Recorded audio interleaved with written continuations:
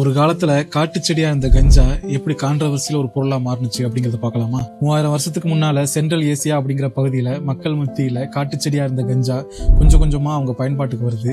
அதை நார் தயாரிக்கிறதுக்கும் அது மட்டும் இல்லாம மருத்துவம் மதச்சடங்கு போன்ற காரியத்துக்கு அவங்க பயன்படுத்திட்டு வராங்க.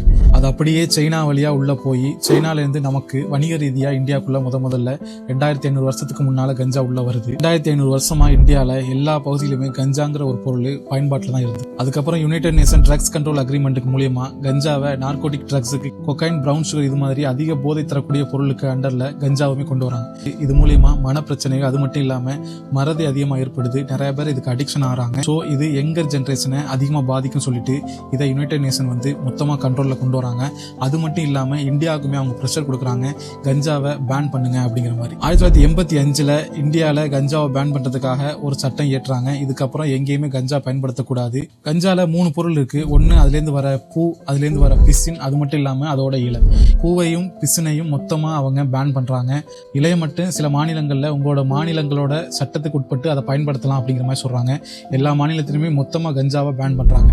ஆனா சில மாநிலத்துல உத்தரப்பிரதேஷ், மத்திய பிரதேஷ், பீகார் இது போன்ற மாநிலத்துல நவ சிவராத்திரி, ஹோலி இது மாதிரி பண்டிகை பாங்குங்கிற ட்ரிங்க்ஸ் மூலியமா அவங்க இன்னுமே பயன்படுத்திக்கிட்டு இருக்காங்க. மத்த போதை விட கஞ்சாங்கிற பொருள் அவ்வளவு மோசமா அப்படின்னு பார்த்தோம்னா கிடையாது.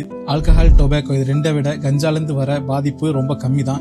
யங்கர் ஜெனரேஷன் அதாவது அடுத்த தலைமுறைக்கு இது அதிக பாதிப்பை கொடுக்குது, அடிக்ஷன் அதிகமா இருக்குன்னு சொல்லிட்டு இதை பேன் பண்றாங்க. கஞ்சாவை சில மருத்துவத்துக்கு பயன்படுத்துறாங்க. கேன்சருக்குமே கியூமோதெரபிங்கிற ஒரு சிகிச்சை பண்ணும்போது அதனால வர வலி, வாமிட் இது மாதிரி சில பிரச்சனைகளுக்காக இந்த கஞ்சால இருந்து வர மெடிசன் அவங்க பயன்படுத்துறாங்களே தவிர கஞ்சா கேன்சரை குணப்படுத்துமானா கிடையாது.